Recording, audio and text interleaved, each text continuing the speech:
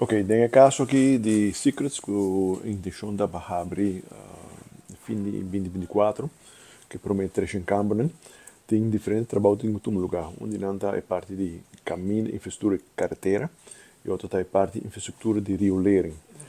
Porque parte de riolering, DOW, junto com Three Rivers Development, real estate development, sim, junto e nós temos plan conjunto para WAC com botar vai tirar a linha de riolering para Hibele na fortheuvelstraat, Jenang, e também para Zeewijk. Para que nós aqui se sei, para motivo da planta de Zeewijk, da dimensionar para handle processar 5.000 cubos por dia, e está recebendo somente 500 cubos por dia, porque não foi de área San Nicolás.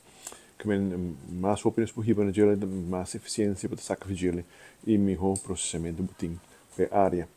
E tem a linha nova que também tira, tá, que tem seu benefício não somente para secrets, mas também para a área de colony, mas é casting.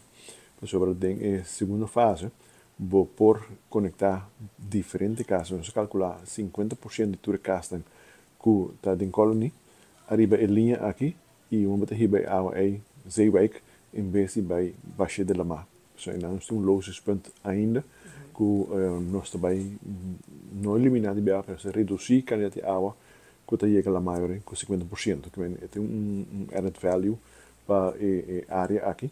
Como tal, nós temos processo para bij start-up e trabalho. Nós pedimos aanlegvergunning e aanlegvergunning wordt otorgado. Nós temos processo de ontheffingsverzoek que wordt mandado.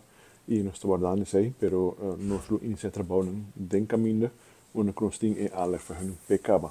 Para o que trata de infraestrutura de carretera, nós temos plano de trabalho para poder dar acesso para esse vários e, lamentavelmente, tem screening process, seleção de projetos que estão financiados do governo e não foram classificados ano passado pelo.